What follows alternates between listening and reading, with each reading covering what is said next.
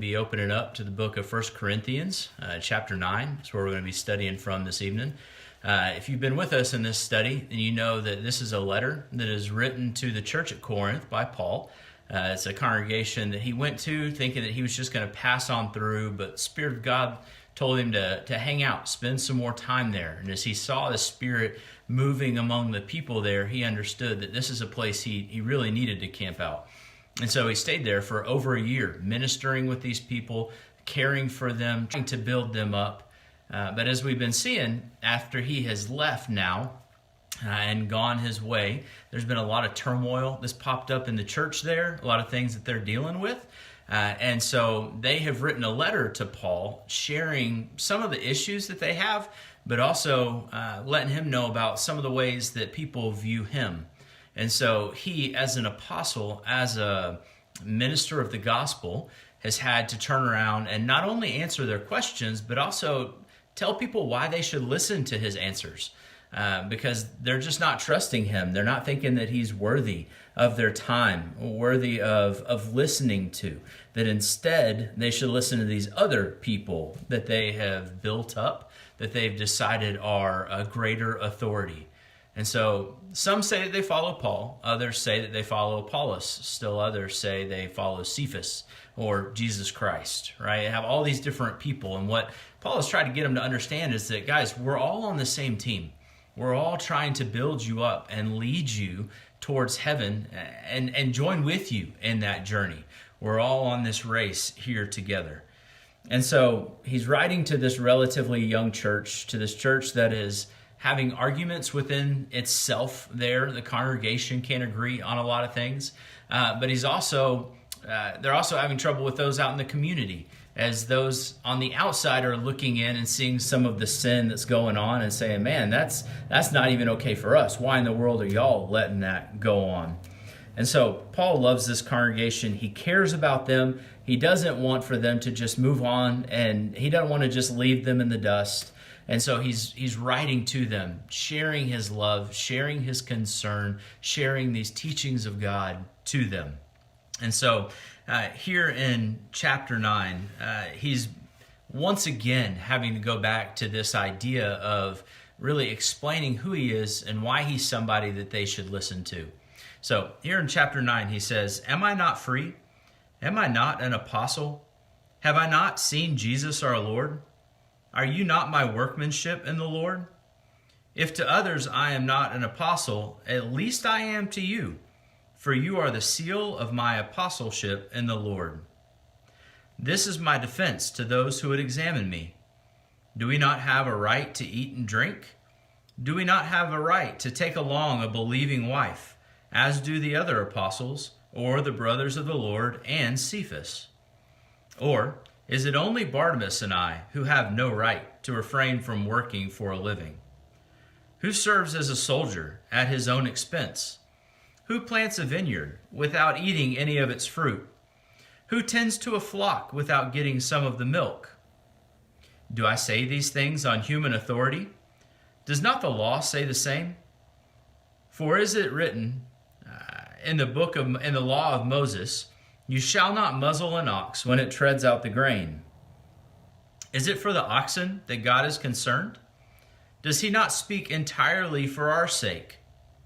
It is written for our sake, because the plowman should plow in hope, and the thresher thresh in hope of sharing in the crop. If we have sown spiritual things among you, is it too much if we reap material things from you? If others share this right claim on you, do we not even more? Then he turns this corner and says, nevertheless, we have not made use of this right, but we endure anything rather than put an obstacle in the way of the gospel of Christ. Do you not know that those who are employed in the temple service get their food from the temple, and those who serve at the altar share in the sacrificial offerings? In the same way, the Lord commanded that those who proclaim the gospel should get their living by the gospel. But I have made no use of any of these rights, nor am I writing these things to secure any such provision. For I would rather die than have anyone deprive me of my ground for boasting. For if I preach the gospel, that gives me no ground for boasting, for necessity is laid upon me. Woe to me if I do not preach the gospel. For if I do this of my own will, I have a reward. But if not by my own will, I am still entrusted with a stewardship. What then is my reward? That in my preaching I may present the gospel free of charge, so as not to make full use of my right in the gospel. For though I am free from all, I have made myself a servant of all, that I might win more of them. To the Jews I became as a Jew in order to win the Jews. To those under the law I became as one under the law, though not myself being under the law, that I might win those under the law. To those outside the law I became as one outside the law, not being outside the law of God, but under the law of Christ, that I might win those outside the law. To the weak I became weak, that I might win the weak. I have become all things to all people, that by all means I might save some. I do it all for the sake of the gospel, that I might share with them in its blessings. Do you not know that in a race all the runners run, but only one receives the prize? So, run that you may obtain it. Every athlete exercises self-control in all things. They do it to receive a perishable wreath, but we an imperishable. So, I do not run aimlessly. I do not box as one beating the air, but I discipline my body and keep it under control, lest after preaching to others, I myself should be disqualified. So, here at the beginning, Paul's dealing just with this negativity that is being spread about him. I mean, all these different people are saying things about him, and so he has to go back and start at the very beginning. And he does that really fortifying who he is, solidifying in their mind who he is and why he has these rights by asking a series of rhetorical questions. And he says, am I not free? Yeah, of course I am. Am I an apostle? Yeah, I am. I saw Jesus, right? I mean, I was there. I saw him on the road. And you are my workmanship. You are my proof. I was talking to Ethan a little bit about this the other night. We're just kind of talking about conversion, talking about when somebody would know if they are ready to become a Christian or what it really takes in order to be a Christian. And one of the things that he brought up was just this idea of, I don't really know if I'm ready to make that commitment. I know that I want to do good, but I'm not ready to say that I am going to do good with every decision that I make from here on out. And so one of the things that I tried to share with him or help him to understand is that, and none of us do this on our own.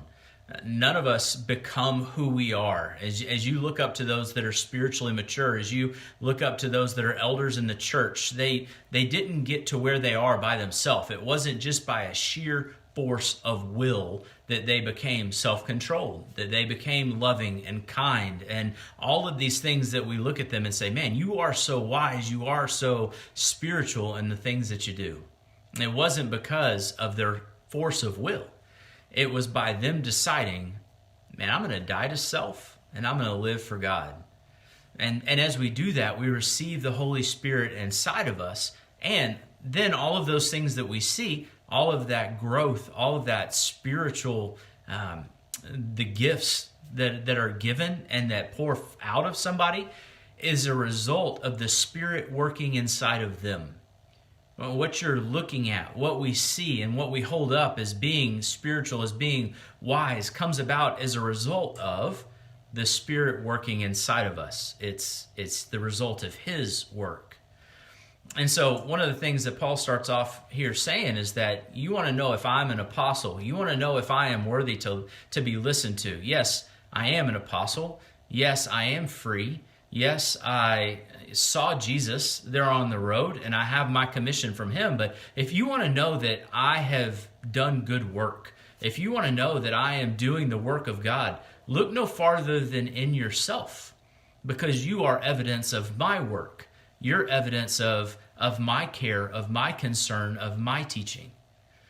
I started thinking about that a little bit more today, just preparing for this, and how, there are times where I'm guilty and I have to watch out for judging people based off of their workmanship. That this is something that just rings true for me as Paul is saying this, because, for example, you go to the grocery store and you can see whether somebody likes their job and whether they do good at their job and how they feel about you by how they bag your groceries, for example. You can tell if somebody really enjoys what they're doing or cares about you at all, if they really take the time to kind of put the canned goods in one area and the other stuff in another, or if they don't care, if they just want to get through their day, if they just want to move on and don't really want to be there, then they're throwing canned goods on top of the bread or on top of the bananas and get home and everything's just kind of bruised and messed up and squished, and you're like, man, what in the world? And it's hard not to look back on that person and say, man, you must hate your job, or not be having a good day, at least, right? But here, Paul's saying, you want to know what's in my heart. You want to know that I care about you. You want to know if I'm an apostle. And look at yourself, your life, the quality, the spirituality that's there, your decision to continue following after Jesus Christ. That's all because of the work that I put in. Now, I don't think he's taken any credit away from God. He admits over and over again that God is the one that does the work. But he is a servant. He has been there serving. He has invested in them, and